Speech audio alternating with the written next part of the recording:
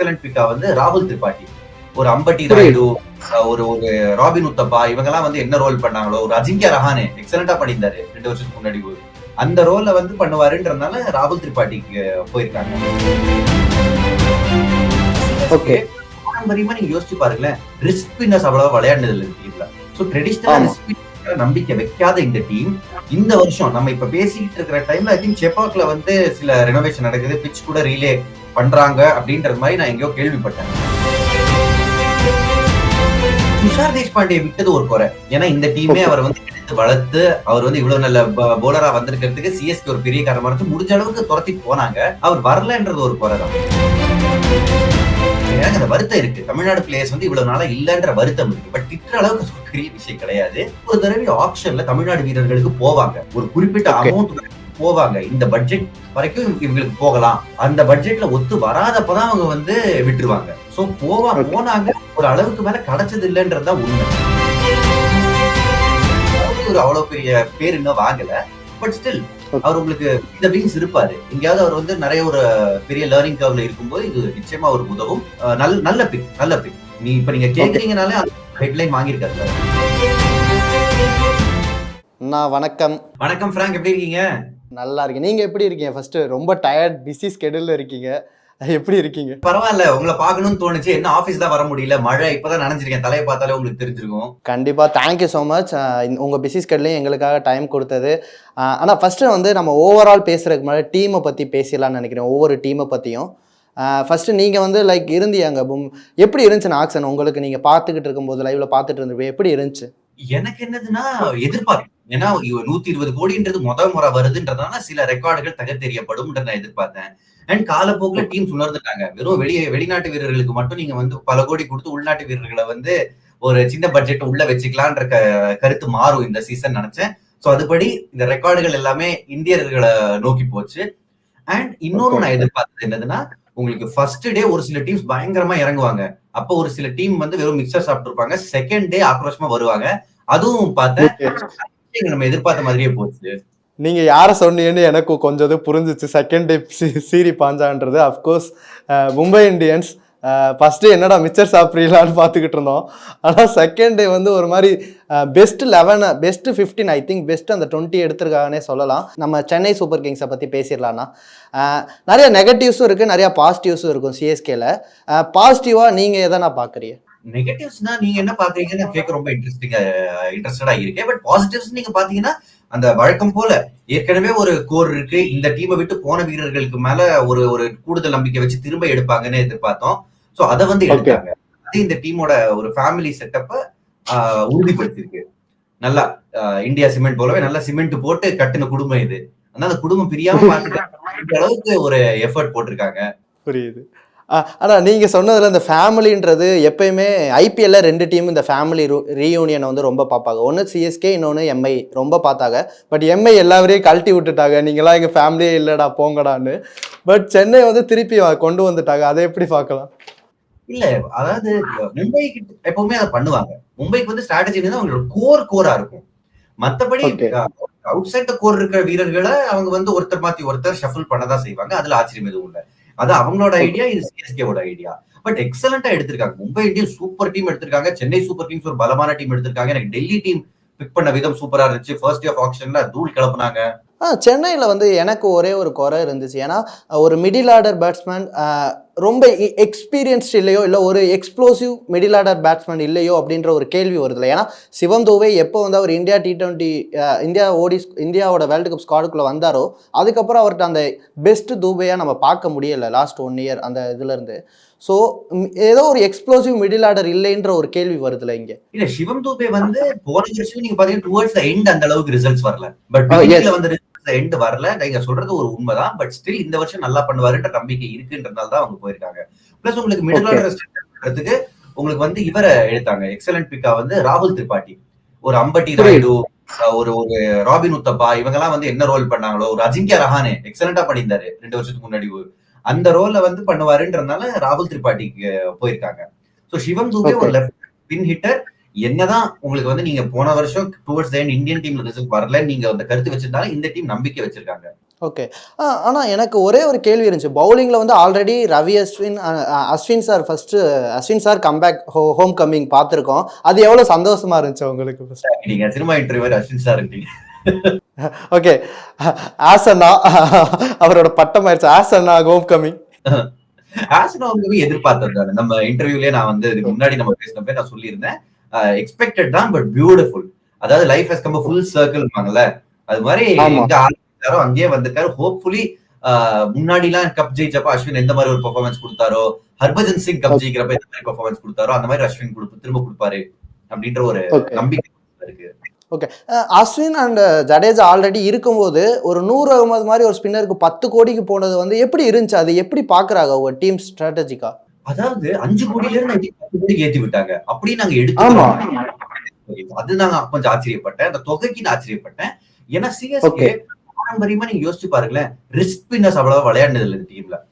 ரொம்ப ஆரம்பத்துல Samuel Badree விளையாடினாரு, பட் அவர் more of power play bowler. அதுக்கப்புறம் பிரசாந்த் சோலாங்கி போன மெகா ஆப்ஷன்ல எடுத்திருந்தாங்க. ஃபியூ கேம்ஸ் தான் கிடைச்சிச்சு. டீம் நல்லா பண்ணாத சீசன்ல ஒரு 2 கேம் கொடுத்தாங்க அவருக்கு. சோ ட்ரெடிஷனலா நம்பிக்கை வைக்காத இந்த டீம் இந்த வருஷம் நம்ம இப்ப பேசிக்கிட்டு இருக்கிற டைம்ல ஐ திங்க் செப்பாக்ல வந்து சில ரெனோவேஷன் நடக்குது, பிட்ச் கூட ரீலே பண்றாங்க அப்படின்ற மாதிரி நான் எங்கேயோ கேள்விப்பட்டேன். ஓகே. இந்த கேஸ் மேபி இது இன்னும் ஸ்பின் ஃப்ரெண்ட்லியா இருந்ததுன்னா உங்களுக்கு வந்து இந்தியன் கண்டிஷன், அதாவது ஹோம் கண்டிஷன்ஸ்னா உங்களுக்கு வந்து நூர் அஹ்மத், அவே கண்டிஷன்ஸ்னா சாம் கரன். சோ அந்த மாதிரி ஸ்வாப் பண்றதுக்கான வாய்ப்புகள் இருக்குமோன்னு எனக்கு தோணுது. அண்ட் ஒரு அட்டாக்கிங் ரிஸ்க் ஸ்பின்னர் வேணும் உங்களுக்கு. வந்து ரவிச்சந்திரன் அஸ்வின் பவர் பிளேல போடுறாரு, Ravindra Jadeja more of defensive bowler, அவர் கண்ட்ரோல் பண்ணுவாரு, குறைப்பாரு. ஒரு அட்டாக்கிங் லெக் ஸ்பின்னர், ஒரு அட்டாக்கிங் ரிஸ்க் ஸ்பின்னர் டீமுக்கு தேவைன்னு இந்த ஸ்டேஜில் நினைச்சிருக்காங்க. ராஷித் கான் இல்லாத பட்சத்துல நூர் அஹ்மத் ஒரு சூப்பர் பிக். சென்னையில வந்து நம்ம ரொம்ப வருஷமா பார்த்துக்கிட்டே இருந்தது வந்து அந்த ஒரு இந்தியன் பெஸ்ட் ஃபாஸ்ட் பவுலர் இல்லைன்ற ஒரு கொஸ்டின் வந்து சிஎஸ்கே எப்பயுமே இருந்துகிட்டு இருந்துச்சு. ஏன்னா ஒரு தீபக் சகர் இன்ஜுரியில போனாரு. ஸோ அதுக்கப்புறம் வந்து அவங்க லைக் தேஷ்பாண்டே, ஸோ அது மாதிரி ஒரு பவுலர்ஸை வச்சு ஆடிக்கிட்டு இருந்தாங்க. இந்த தடவை கலீல் அகமதுக்கு ஒரு லெஃப்ட் ஆர்ம் ஃபாஸ்ட் பவுலருக்கு போயிருக்காங்க. அதுக்கப்புறம் வந்து தீபச்சாரையும் வெளியே விட்டுட்டாங்க. உங்களுக்கு பத்திரனா அண்ட் கலீல் அகமது 2 பேருமே வந்து அவ்வளவு எக்ஸ்பீரியன்ஸ் பவுலரான்னு கேட்டா இல்ல. ஸோ அவங்க 2 பேருக்கு இன்வெஸ்ட் பண்ணதை எப்படி பார்க்கலாம்? Khaleel Ahmed I think IPL நீங்க வந்து ஒரு 4 வருஷம் விளையாடினாலே நீங்க வந்து எக்ஸ்பீரியன்ஸ் பவுலர் தான். சோ நீங்க உங்களுக்கு எக்ஸ்பீரியன்ஸ் வேணும் அப்படின்னு நீங்க நினைச்சீங்கன்னா ஐ திங்க் கலீல் அஹ்மத் கூட இந்தியாக்காக ரீசனபிளா விளையாடி இருக்காரு. சோ அவர் அந்த இன்எக்ஸ்பீரியன்ஸ் பவுலர் கேட்டகரியில வரமாட்டாரு. துஷார் தேஷ்பாண்டே விட்டது ஒரு குறை. ஏன்னா இந்த டீமே அவர் வந்து எடுத்து வளர்த்து அவர் வந்து இவ்வளவு நல்ல பவுலரா வந்திருக்கிறதுக்கு சிஎஸ்கே ஒரு பெரிய காரணமா இருந்துச்சு. முடிஞ்ச அளவுக்கு துரத்திட்டு போனாங்க. அவர் வரலன்றது ஒரு குறை தான். பட் கலீல் அஹ்மத் உங்களுக்கு வந்து இந்த முஸ்தபிசுர் ரஹ்மான் ஒரு ரோல் பண்ணார்ல, பவர் பிளேல ஒரு ஓவர் 2 ஓவர், மிடில் ஓவர்ஸ்ல 1, ஸ்லாக்ல 1. ஐ திங்க் கலீல் அஹ்மத் அதை நல்லா பண்ணுவார். போன சீசன் நல்லா பண்ணியிருந்தாரு. ஆனால் இன்னொன்று எனக்கு ஒரு கொஸ்டின் இருந்துச்சு. நீங்கள் டெவன் கான்வே ஒரு 6 crores எடுக்கும்போது நீங்கள் திருப்பி ரச்சின் ரவீந்திராவை ஒரு 4 crores எந்த பொசிஷனில் ஆட வைக்க போகிறாங்க? ஏன்னா அவர் பெஸ்ட்டாக ஓப்பனிங்கில் தான் பெஸ்ட்டு பெர்ஃபார்மன்ஸ் பண்ணியிருக்காரு அவரோட நியூசிலாந்து கரியர்லையும். ஸோ அப்படி இருக்கும்போது அவரை வந்து ஒரு T20க்கு நம்பர் 4 ஆட வைக்க முடியுமா, இல்லை நம்பர் 5 ஆட வைக்க முடியுமான்ற ஒரு கொஸ்டின் இருக்குல்ல. ஏன்னா ராகுல் திரிபாதி அஃப்கோர்ஸ் நம்பர் 3 தான் ஆட வைக்கணும். ஸோ அப்படி இருக்கும்போது எப்படி அவங்களோட பேட்டிங் ஆர்டர் இருக்க போகுது? ஃபிக்ஸ்ட் பொசிஷன் இருக்காது. ஐ திங்க் யாராவது ஒருத்தர் இதுல மிடில் ஆர்டர்ல விளையாடி ஆகணும். ஓகே. ருத்துராஜ் கான்வே ஓப்பனிங், அது சூப்பர் ஹிட் ஓப்பனிங் இருந்துச்சு. அன்லெஸ் யாருக்கோ ஐ திங்க் கான்வேக்கு ரொம்ப ஃபார்ம் பேடா போச்சுன்னா வேணா நீங்க ரவீந்திராவை ஓபன் பண்ண வைக்கலாம். சோ எப்படி பாப்பாங்கன்னா ஃபிக்ஸ்ட் ஸ்லாட் கிடையாது. லெஃப்ட் ஹேண்டர் கான்வே அவுட் ஆனாருன்னா எனக்கு வந்து ரச்சின் ரவீந்திரா வருவாரு. உங்களுக்கு வந்து இவரு அவுட் ஆனாருன்னா எனக்கு வந்து ராகுல் திரிபாதி வருவாருன்னு தான் ஸ்ட்ராட்டஜி. ஆனா எவ்வளவு ஹாப்பியா இருக்கீங்க. சிஎஸ்கே பொறுத்தவரை 4 தமிழ்நாடு பிளேயர்ஸை எடுத்திருக்காங்க. ஃபர்ஸ்ட் டைம் ஐ திங்க் ரொம்ப வருஷத்துக்கு அப்புறம் திருப்பி அந்த இது எல்லா பேரும் கமெண்ட்ல திட்டியே எடுத்திருக்காங்கன்னு நினைக்கிறேன். அதை பார்க்கும்போது எவ்வளவு சந்தோஷமா இருந்துச்சு. இல்ல அது திட்டுறதுல கூட நான் வந்து கொஞ்சம் எனக்கு அந்த வருத்தம் இருக்கு. தமிழ்நாடு பிளேயர்ஸ் வந்து இவ்வளவு நாளா இல்லன்ற வருத்தம் இருக்கு. பட் திட்டுற அளவுக்கு ஒரு பெரிய விஷயம் கிடையாது. ஏன்னு நான் சொல்றேன், ஒரு தடவை ஆக்ஷன்ல தமிழ்நாடு வீரர்களுக்கு போவாங்க, ஒரு குறிப்பிட்ட அமௌண்ட் போவாங்க. இந்த பட்ஜெட் வரைக்கும் இவங்களுக்கு போகலாம், அந்த பட்ஜெட்ல ஒத்து வராதப்பதான் அவங்க வந்து விட்டுருவாங்க. சோ போனாங்க, ஒரு அளவுக்கு மேல கிடைச்சது இல்லைன்றதுதான் உண்மை. சோ திட்டுற அளவுக்கு அது ஒரு பெரிய விஷயம் தான். இந்த தடவை பண்ணிருக்காங்கன்னா அவங்க கிட்ட பட்ஜெட் இருந்தது, போயிருக்காங்க. விஜய் சங்கர் ஐ திங்க் நடுவில் ஒரு சில மேட்சஸ்ல க்ரூஷியல் இன்னிங்ஸ் விளையாட முடியும், அந்த கெப்பாசிட்டி இருக்கு அவருக்கு. ஐ திங்க் சமீபத்துல சையத் ஹார்திக் பாண்டியா ஓவர்ல கூட 2-3 6 சூப்பரா ஆடிக்கிட்டு இருக்காரு. ஒரு நல்ல ஸ்ட்ரைக் ரேட்ல ஆடிக்கிட்டு இருக்காரு சையத் முஸ்டாக் அலி. சோ அவர் உள்ள வந்து எனக்கு சந்தோஷம். அஸ்வின் அப்கோர்ஸ் சொல்லவே நம்ம ஏற்கனவே அட்ரஸ் பண்ணிட்டோம்ன்றதுனால டிலைட்டட். அது தவிர எனக்கு வந்து ஆண்ட்ரே சித்தார்த் அண்டர் 19ல இப்ப இந்தியாக்காக விளையாடிக்கிட்டு இருக்காரு. டிஎன்பிஎல் அவரை பார்த்திருக்கோம். டிஎன்பிஎல்ல முதல் சீசன்ல அவரோட பெஸ்ட்டை பார்க்கல, பட் ஒரு ஐபிஎல் சீசனுக்கு அப்புறம் பிளேயர்ஸ் பயங்கரமா மாறுவாங்க. அண்ட் பெரிய சிக்ஸ் அடிக்கிற கேப்பபிலிட்டி இருக்கு. அவர் பேக்கப் ரிசர்வ்ஸ்ல தான் இருப்பாரு. அவர் வந்து கேம் விளையாட I don't see it at this moment. இன்னொன்னு அந்த குர்ஜப் ஸ்டோரி. அதாவது இவர் வந்து எங்க லூதியானாவை சேர்ந்தவர், பஞ்சாப்ல லூதியானால அவரு வந்து இருந்தவர். குருநானக் காலேஜ்ல படிக்கிறதுக்காக கிரிக்கெட் விளையாடணும், அதே சமயம் படிக்கணுன்றப்ப குருநானக் காலேஜ்ல வந்து டிஎன்பிஎல்ல ராபிட் ஸ்ட்ரைட்ஸ் ஒரு 2-3 சீசன் விளையாடி இருக்காரு. ஃபர்ஸ்ட் அஸ்வின் டீம்ல விளையாடினாரு, திண்டுக்கல். அதுக்கப்புறம் மதுரை டீமுக்காக விளையாடினாரு. அந்த back of the hand slower ஒன்று வச்சிருக்காரு, அருமையான பாலர். சோ அவரும் ஒரு பேக்கப் இருப்பாரு, கலீல் மாதிரி ஒரு பிளேயருக்கு. நான் சிஎஸ்கேல வந்து லைக் பெஸ்ட் பிக்னா நீங்க எந்த பிக் சொல்லுவீங்க? ஒரு 2-3 பிக் பெஸ்ட் பிக்கா இது இருந்துச்சு இந்த ஆக்ஷன்ல அப்படின்னா எதை சொல்லுவீங்க? Rachin Ravindra and Conway. Okay, எனக்கு நல்ல ஓகே. அன்சுல் கம்போஜ் எவ்வளவு ரேட் பண்ணலாம்? ஏன்னா ஒரு மும்பைக்காக லாஸ்ட் இயர் ஒரு சம்திங் 2 மேட்ச் ஆடினாரு. அதுக்கப்புறம் அவரோட ரஞ்சியில ஒரே மேட்ச்ல 10 விக்கெட் எடுத்து நேரா ஆக்ஷனுக்குள்ள வராரு. லைக் மும்பையும் ஃபைட் பண்ணாங்க, பட் சிஎஸ்கேக்கு போயிருக்காரு. அவரை எப்படி ரேட் பண்ணலாம் நம்ம இந்த ஐபிஎல்? இல்ல, நீங்க கரண்ட் ஃபார்ம் படி போனீங்கன்னா ரொம்ப நல்லா பண்ணிருக்காருன்னு அர்த்தம். சோ இன்வெஸ்ட் பண்ண வேண்டிய ஒரு மும்பை அவுட்பிட் பண்ணது ஆக்சுவலா நான் அந்த ஸ்டேஜ்ல சர்ப்ரைஸ் ஆனேன்.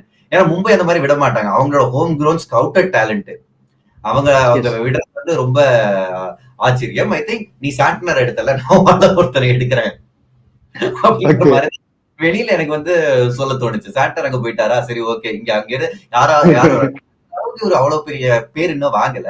பட் ஸ்டில் அவர் உங்களுக்கு இந்த விங்ஸ் இருப்பாரு. எங்கேயாவது அவர் வந்து நிறைய ஒரு பெரிய லேர்னிங் கர்வ்ல இருக்கும்போது இது நிச்சயமா அவருக்கு உதவும். நல்ல பிக். நீங்க கேக்குறீங்கனாலே ஹெட்லைன் வாங்கியிருக்காருல அவரு. கண்டிப்பா. அடுத்து உங்களோட பிளேயிங் 11 என்னவா நான் இருக்கும்? நீங்க ஒரு அனலிட்டிக்ஸா, ஒரு கமெண்டேட்டரா, உங்களோட பிளேயிங் 11 எப்படி இருக்கும்? Ruturaj Gaikwad and Devon Conway opening. So இப்போதைக்கு ராகுல் நான் நம்பர் 3 போட்டுக்கிறேன். பட் அகைன் ராகுல் திரிபாட்டி, ரச்சின் ரவீந்திரா எக்ஸ்சேஞ்ச் ஆவாங்க பொசிஷன்ஸ்.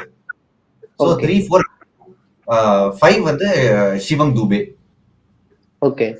அப்படி ரவீந்திரா ஃபீச்சர் ஆல எனக்கு வந்து போலர் வேணும்னா அப்ப வந்து ரச்சின் ரவீந்திரா பேக்கப்ல தான் இருப்பாரு. பட் இனிஷியலா என்னோட ஐடியல் பிளேயிங் 11 ரச்சின் ரவீந்திராவை நான் வச்சுப்பேன். Shivam Dube at number 5, Jadeja and Dhoni உங்களுக்கு வந்து 6, 7.